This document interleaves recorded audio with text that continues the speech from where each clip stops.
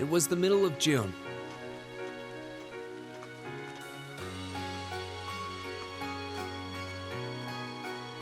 With summer well underway, a rainy spell seemed to hang over Trista.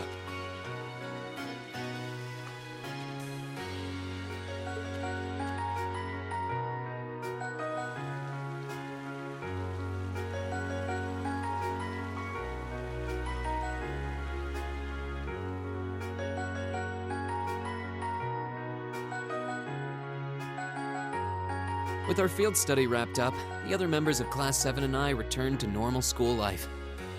But just when we thought we'd gotten used to the challenging lessons and the breakneck workload,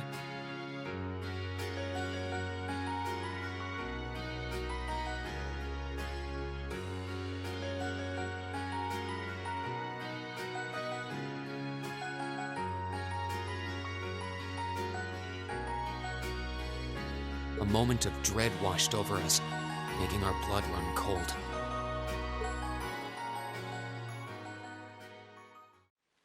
As you all know, tomorrow marks the start of your midterm exams.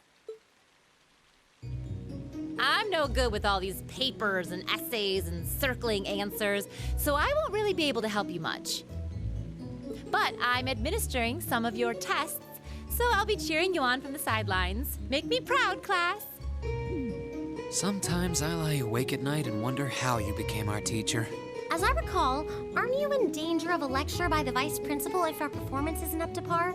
Oh, I'm not too worried about that. Most of you tend to get pretty high grades anyway. I can hardly wait to see how well you all do. Remember, the results will be announced next Wednesday. Your scores will be posted on the board by rank, so you can see how you compare to the other classes in your year. Oh, the sooner this week is over, the better. I can almost taste the tedium. I'm not gonna let Emma squeak by me again this time.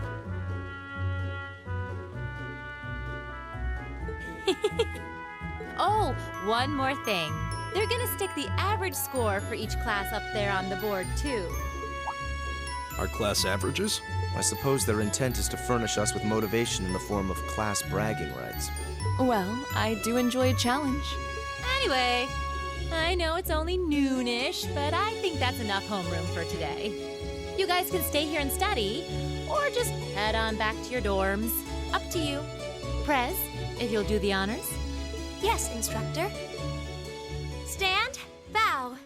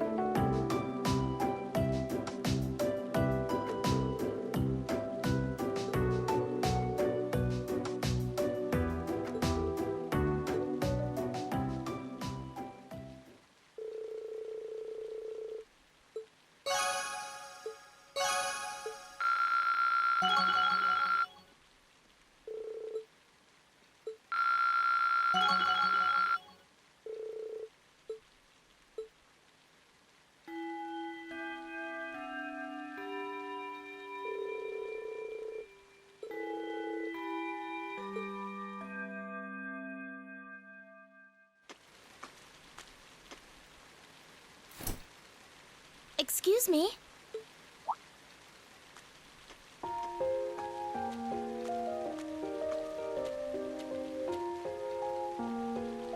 I do apologize for stopping you on a rainy day like this. Do you know if this is the building in which I might find the principal's office? Oh, yeah, you're in the right place. His office is in the East Wing, first floor.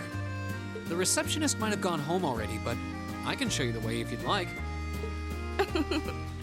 Thank you for your kindness, but I couldn't possibly trouble you more than I have already. I'll be able to find the way, I'm sure. Well then, if you'll excuse me, Master Reen.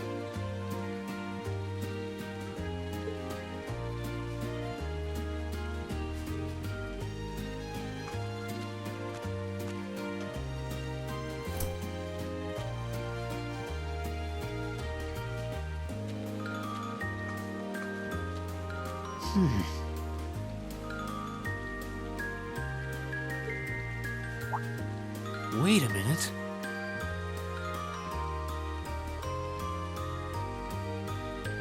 How does she know who I am? Reen?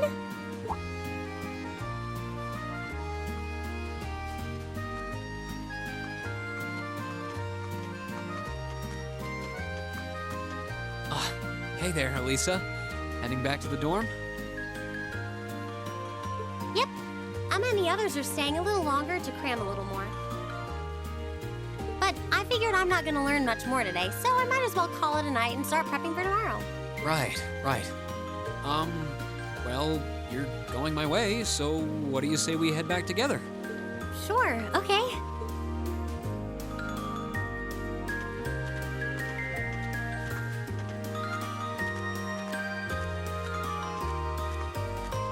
Hey, it's not often the two of us get to walk back to the dorms together, is it? Well, at least I got something good out of this downpour. Is there even a filter between your brain and your mouth? Nah, no need for that between friends. But you're in good company. My sister's asked me that before, too. She must be a saint to have put up with you all these years. Anyway, how do you feel? All prepped and ready for our exams? Not sure. I gave it the best I've got. Still, I've got that nagging feeling I could have hit the books a little harder. I wish I was as smart as you. Back when we took the entrance exam, only Emma and Machias scored higher than you, right? Eustace came in a little higher than me, too. Back home, I usually came in near the top in exams. I guess that goes to show that Erebonia has no shortage of smart people. No doubt about that. Bookworms pour in here from all corners of the Empire. You said you're from Ruhr, right? Coming out on top in a city that size is still pretty impressive. I suppose, though that was just at the Sunday school level. Aren't you curious about, my family and stuff? You mean the mysterious Alisa R, agent of national intrigue? Well, yeah, of course I am. But you probably have good reasons for keeping it under wraps, so I don't want to pry. It's not that major or anything, especially compared to what you and Fee have told us about yourselves. I've never really thought my family circumstances were a big deal, though Fee's past sure came as a surprise. I wonder now, when I look at her, what her life in the Jaeger Corps must have been like. It seems like Instructor Sarah knows more about her past than we do. Back at the entrance ceremony, I got the impression they'd met before. Same. Oh, speaking of weird meetings, I ran into someone kind of strange earlier. Oh? Yeah, I was talking to her just before you called to me. A maid who knew your name? This isn't the part where it turns out she knows you because you've tried to hit on her in town before, is it? As if an upstanding guy like me could pull off the Casanova act. She seemed a couple years older than us, maybe 20 or so. A maid in her early 20s. Something wrong? No, just thinking. There's no way it could really have been her. Mother keeps her far too busy to find the time to come here. Ahem. Anyway, maybe the upper-class dorm has a new hire starting out or something? Though that wouldn't explain how she knew your name. Maybe you're just more popular than you let on. If only.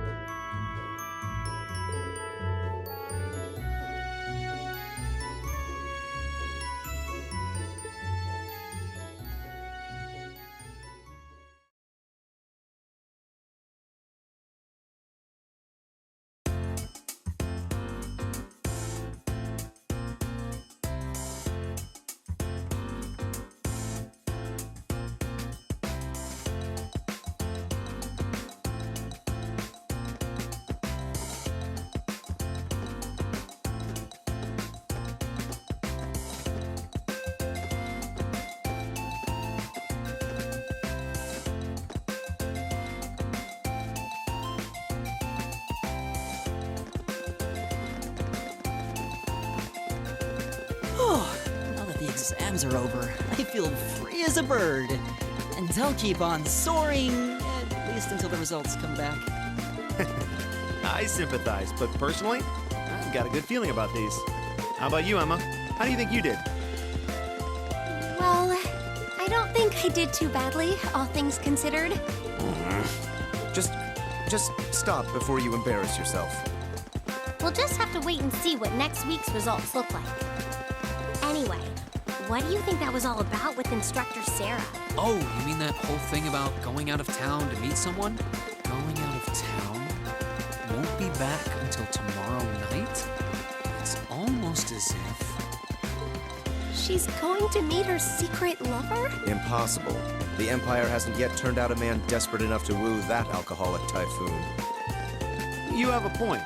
I can't deny she's got the looks to snare a man, but that personality and that lifestyle... You guys are terrible. Totally agreed, though. Ouch. Not surprised to hear that from you, though, Reen. She always seems to dump the most work on you. Will you be helping the student council again tomorrow? That's the plan. Heck, I'm almost looking forward to being the student council's errand boy after holding up studying for so long. Perhaps so. Oh, please let us know if you plan on exploring the old schoolhouse. Yeah, I'd be glad to lend a hand this time. Thanks. Better watch out, though. I might take you up on that offer. Ooh, looks like we're all up for a little exploration this time.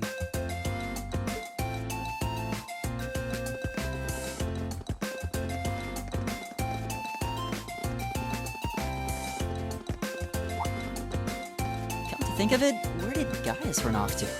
He mentioned the principal wanted to have a word with him. You think he went there? Oh, yeah. Wonder what that was about. I hope he hasn't gotten into trouble. I mean, I doubt he would. I have no idea. He and Laura left early too. I was kind of hoping we could all walk back to the dorm together for once. That sounds nice. Hey, so this might just be my imagination, but do those two seem kind of awkward around each other to anyone else? Really? So you think so too? Seems like it started around the beginning of the month. Wonder if something happened then. It's like they've been avoiding each other ever since. You say that, but I did not take either as the type to dwell on petty issues or misunderstandings. Neither did I. We've been trying to suss out what the problem between them is, but so far, no luck. I wonder if that's what that was all about. Did you see something, Machias? What happened? Well, do you remember the day we gave our group reports on what happened during last month's field study? We gave a truthful account, including the part where Fee used an explosive to blast open the door to my cell. Yeah? That's when we found out that Fee used to be in a Jaeger Corps. That really threw me for a loop, but what does that have to do with Laura? Well, when that came up, I couldn't help but notice Laura had a rather unpleasant expression. It flashed across her face for only a moment, though, so I wondered if I had just imagined it. Interesting. But even if we assume that's true, what reason would she have to be upset? I can hardly hazard a guess. We all have certain things we'd rather keep to ourselves. We even have a member of this very class who remains tight-lipped about her own family, after all. Do you really have to drag me into this? My apologies. I meant no offense. I do have my suspicions as to your lineage, however. Really? Ugh, you. Oh no, getting angry won't accomplish anything. Don't worry. We're not going to twist your arm into telling us. When you're ready to talk about it, we'll be ready to listen. It's not like I'm trying to make a big deal out of it or anything. It's just, if everyone knew, it'd make things awkward between us, and I don't want that. Welcome back, my lady. Huh?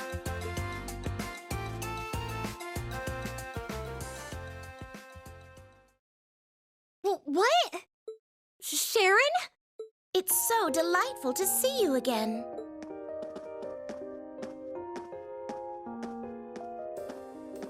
Oh, hey. It's that maid I ran into the other day. You know her? What are you doing here? She didn't. Mother didn't. But of course, I was sent here at the behest of the chairman herself.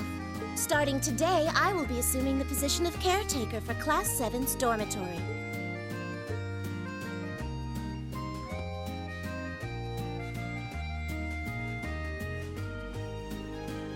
It's a pleasure to make your acquaintance, everyone. My name is Sharon Krug. I am a servant in the employ of the Rhineford household, Lady Alisa's family. I will do all I can to be of service to you, so please keep me informed of anything you might need.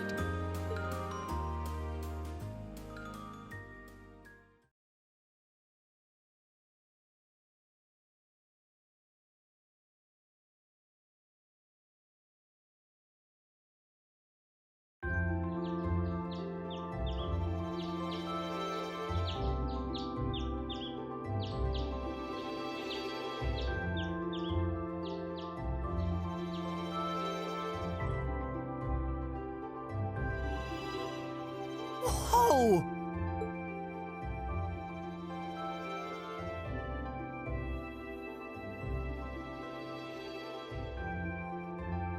Simply spectacular.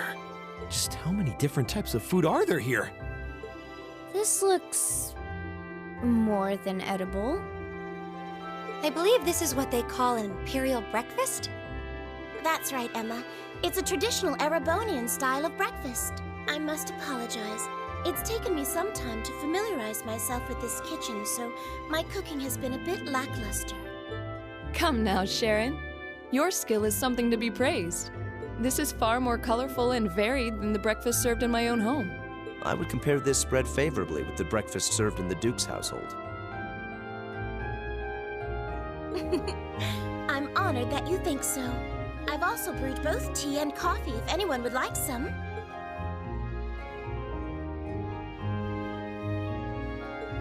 I get the feeling Alisa is less than impressed with the meal.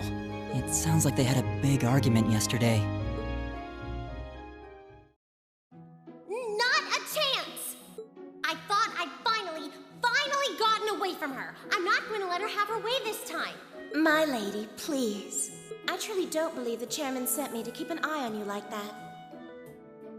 She simply sent me so that her beloved daughter might have fewer inconveniences in her daily life. I can take perfectly good care of myself, thank you very much.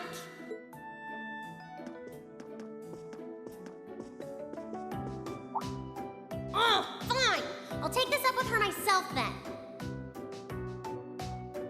Is she in the office at corporate today, or is she out on inspection or something? I believe she'll be dining with the Ministry of Railways president in the capital today. After that, she'll be continuing her inspection tour, so she won't be back in Ruhr for another 5 days. Does she ever slow down? I'm surprised she doesn't burn through a pair of shoes a week. Anyway, I'm not going to take this lying down. She's stuck her nose into things one too many times. I can't believe that R actually stood for Alisa Rhineford. And from the sound of it, her mother's the company chairman too. Yeah, I wasn't expecting that Alisa's mom is basically in charge of the continent's biggest industrial company. Her family's probably got more money than most of the aristocracy. I can see why she'd want to keep her family under wraps, what with all the nobles here.